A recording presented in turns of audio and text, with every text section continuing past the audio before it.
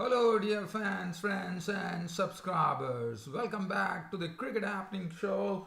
And on this Cricket Happening Show, we are going to talk about. I'm going to talk about two matches. One is the Sri Lanka versus India, which was expected that India will go and amass runs, and they amassed 622. They declared at 622 for 9 declared, even though they lost Pujara and Ajinkya Rahane pretty early in the morning. It didn't really matter. Each and every batsman who came out there indulged himself with Ravichandran Ashwin going on to a stupendous record in Test cricket, where he beat all the all-rounders, all the former all-rounders in the world, to be the fastest to 2,000 runs and 250 wickets in Test matches, and that's a great feeling for Ravichandran Ashwin. In fact, he had to score 50 runs to get the 2,000. He scored 54 today. Ridhiman Saha did his bit. Everyone did his bit. Ravindra Jadeja in the lower order did his bit. Shami indulged in some big hitting. And India amassed a total of 622 for 9 declared. And the Sri Lankans were in trouble at close of play on the first day. They were placed at 50 for 2, with Ravichandran Ashwin being given the new ball by the Indian captain Virat Kohli in a dynamic move, and Ravichandran Ashwin obliged his skipper by picking up 2 wickets. And I have to say, Sri Lanka are definitely faced with a big task here, because the ball is really spitting, I would say, because the ball is really started turning. Ashwin is posing a lot of problems for the batsmen, and I think Sri Lanka are in for some really a tough test match here against the Indians going into the third day. As far as the other match was concerned, it was the beginning. It was the first day of the fourth test match, which started between England and South Africa. And I have to say that South Africa definitely bowled well to keep England to 260 for 6 at close of play on the first day of the fourth test match here, the Investec Test Series between England and South Africa. And it was good bowling. In fact, South Africa had to be commended, because South Africa had lots of injury problems when the match was about to start, and Philander and Morris were left out, and in came De Bruyne, the all-rounder, and Duane Oliver, who came into the team. And one has to say that South Africa would be happy with their effort to keep England to 260 for 6 at close of play on the first day. So I'll come back to that. But first, let me get on to the match between Sri Lanka and India. So as I said, today India resumed on their overnight score, 309 for 3. Pujara and Rahane in the middle. And one would have thought that, Pujara and Rahane were there to really give headaches to the Sri Lankans. But it was not to be. In fact, both the batsmen were dismissed one behind the other. As first to go was Cheteshwar Pujara. Cheteshwar Pujara's wicket was taken by Karna. Now Karnaratne was pressed into service by the Lankan captain Fernando, and it was a very good move. In fact, he bowls medium pace, and Karnaratne definitely struck there. He got a cutter onto Pujara, and Pujara was trapped LBW, and taking Pujara's wicket would have been a great feeling for Karnaratne, as Cheteshwar Pujara was gone. LBW bowled Karnaratne for 133 with 11 fours and 1 6. Ajinkya Rahane was the next to go, with Malinda Pushpakumara just being absolutely ecstatic, and why not? He was really sorted out by the Indians after he made his debut, but Malinda Pushpakumara finally got his maiden test wicket when Ajinkya Rahane left his crease to have a white cut Pushpakumara, and Pushpakumara got his maiden wicket as he was stumped by Tikwala behind the stumps for 132 with 14 boundaries. So after that, probably one thought that, Sri Lanka would have thought that they have done half the job here, because the score at 413 for 5 with Ajinkya Rahane walking to the pavilion. But after that, it was Ravichandran Ashwin and Ridhiman Saha indulging in a very good partnership with Ravichandran Ashwin driving very well, and in fact not using his feet beautifully to the spinners coming down the wicket. And that was a very tough time for the Sri Lankans, because Ravichandran Ashwin and Saha both were looking very good against spin. And as we all know, that Ridhiman Shah is a very, very good player of spin bowling. And one saw that here with the runs actually coming in pretty quickly, I would say, because they added 38 runs to the good between Ravichandran Ashwin and Saha. And as that was going on, Ravichandran Ashwin was looking into his element. He was striking the ball well, and he was really playing like a genuine all-rounder. And then Rangana Herath was the one who actually clean bowled Ashwin, but not before Ashwin had gone to a wonderful record in Test cricket. As I said, he beat all the all-rounders, all the former all-rounders who have played international Test cricket. When he went past them, he became the fastest all-rounder to go to be the fastest all-rounder to 2,000 runs and 250 Test wickets. So that's a phenomenal feeling for Ravichandran Ashwin, having overtaken all the all-rounders in the world. Ridhiman Shah's contribution was 67 with 4 fours and 1 6. I mean, if you look at it, probably Ridhiman Shah really got runs, but he's a very good player of spin, as we all know. Hardik Pandya made 20 with 3 boundaries, being a victim of Pushpakumara.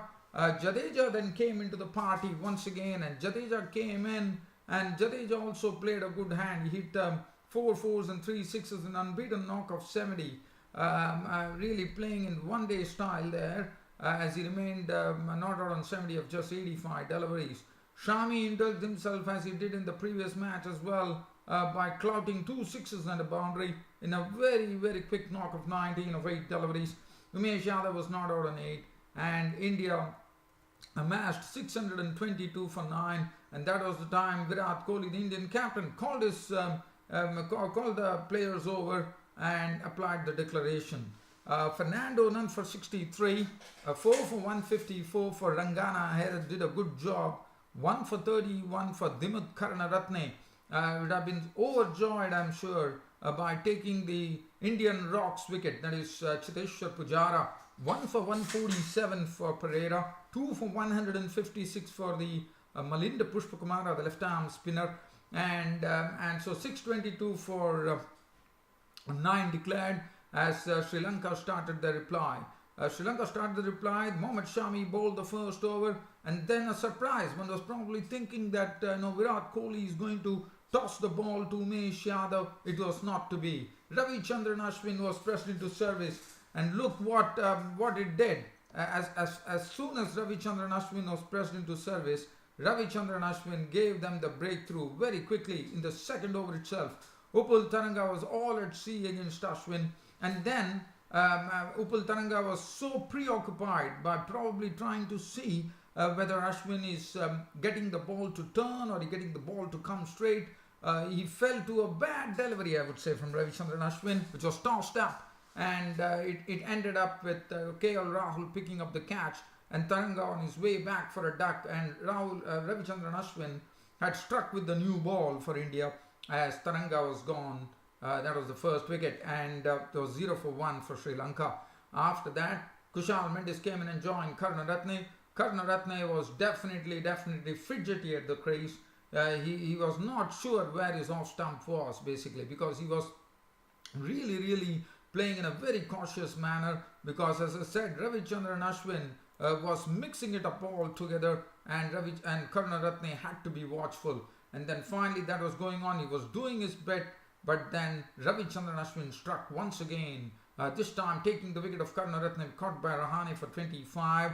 And then finally it was the work of Kushal Mendis with an unbeaten 16 with 3 boundaries, and the captain Chandimal not out on 8 with 1-6 to his credit, as Sri Lanka closed the day on the second day, I would say, yes, second day of this test match at the SSC at 50 for 2.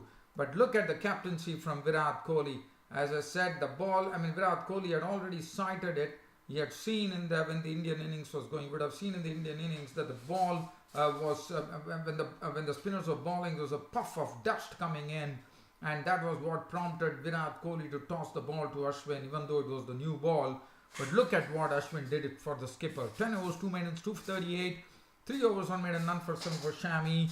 Jadeja also bowled his bet, but there will be more of Ashwin and Jadeja tomorrow for sure. I think the main battle is going to be between the Sri Lankan batting and the Indian spinners Ashwin and Jadeja.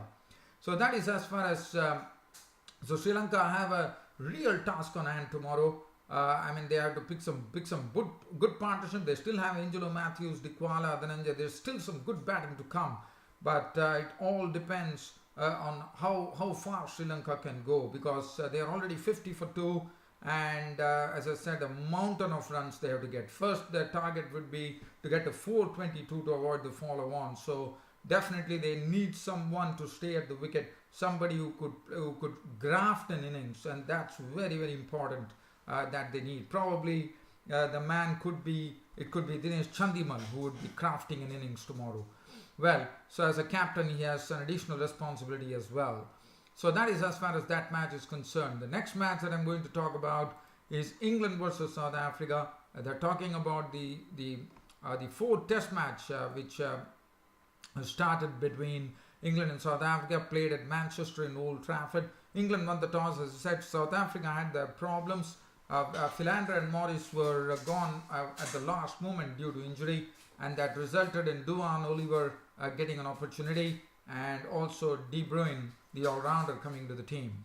As far as England were concerned, all started off with Alistair Cook and Jennings, Keaton Jennings coming in. Now, Keaton Jennings would have been very happy that Rahane Philander was not playing. He had an opportunity here, but one saw that Keaton Jennings, as usual, as he has been going through the horrors in the series, he was really struggling at the crease. I mean, he was pretty unsure about himself. He was not really sure whether to go forward or whether to go back, and in the process, he was really struggling. He eked out 17 runs with 3 boundaries, and Duan Oliver picked up his wicket as he forced Jennings to have try to drive him, and in the process, Quinton de Kock snaffled it. He was gone for 17. So that was the first wicket to go for England, and Keaton Jennings was also at the other end. Alistair Cook was playing in his own style that he normally does, and that is to just stay there and start chiseling runs, and that's what he was precisely doing. Alistair Cook's contribution was 46 with 6 boundaries, and then we saw. As I said, Alistair Cook is such a person who really, likes to stay at the wicket, tries to really wear off the bowlers, and that's what he precisely did. As that was going on, Keaton Jennings out for 17, and then Keshav Maharaj picked up the wicket of Alistair Cook. Now, Keshav Maharaj did a good job today with his spin, as he was the one who picked up the wicket of Alistair Cook. Caught behind for 46 with 6 boundaries. Tom Westley, as he normally does, came in and played a strokeful innings with 29, but he was not able to go further, and that is what is now wanted from Tom Westley. They would be expecting Tom Westley to score more runs now. 29 with 5 boundaries was his contribution. Joe Root came in, and David Mallon was the crease.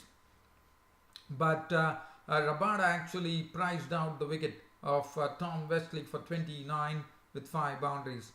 Joe Root, he played his strokes that he normally does. He was driving well, he was cutting well, and as that was going on, he was also given a tough time, I would say.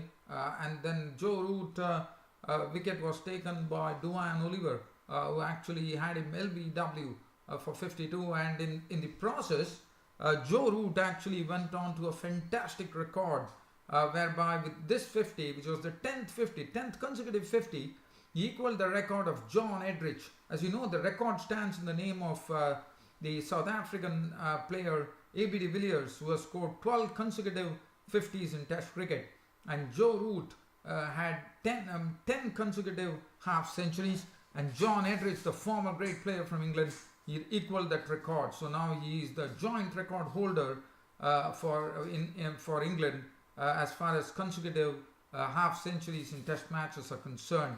So Joe Root's contribution is 52 with 6 fours. David Mallon, once again, not impressive at all. He was really swishing his blade at everything, and finally he was made to struggle as he contributed 18 with 2 boundaries before Morkel actually angled the delivery onto David Mallon, and Mallon actually edged it into the slips where Duplessis picked it up like a bread basket, and David Mallon was totally unhappy with that. He actually was very annoyed with himself. After that, and that was the time, as I said, the South Africans were doing a very good job today. They were picking wickets at regular intervals, which was pretty good to see.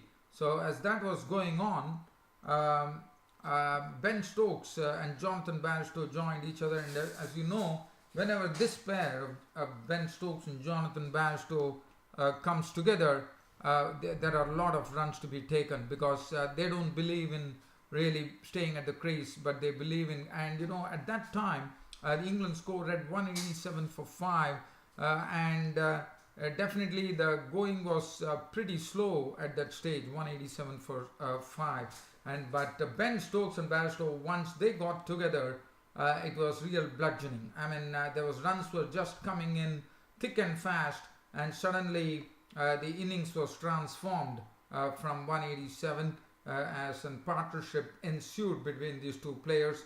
65 runs were added between Ben Stokes and Jonathan Bairstow, and then just at the stroke of close of play, Ben Stokes, it was the second new ball which did the trick, where Rabada got a real express delivery onto the pads. He yorked Ben Stokes by clean bowling him for 58 with 8 boundaries, and stumps were drawn for the day on day 1 of this 4th Investec test between England and South Africa. England were at 260 for 6. Jonathan Bairstow was now out on 33 with 4 boundaries, and Toby Rowland-Jones was yet to face a delivery. And I'm sure South Africa will be very happy with this effort, despite the fact that they lost Morris and Philander. But I thought Duane Oliver did a fine job here, picking up 2 wickets. Monty Morkel, 19 overs, 4 maidens, 1 for 58, bowled well. Rabada, 18 overs, 5 maidens, 252, a lot of pace in his deliveries. Duane Oliver did a wonderful job, 19 overs, 3 maidens, 272. Keshav Maharaj, 20 overs, 9 maidens, 1 for 54, 5 overs for 18 for De Bruin, who came into the team. So, dear fans, subscribers, this is as far as these 2 matches are concerned today. Hope you all loved this cricket broadcast of mine, with more to come on tomorrow's daily cricket show, Cricket Happenings. Till such time that happens, it's good night from here.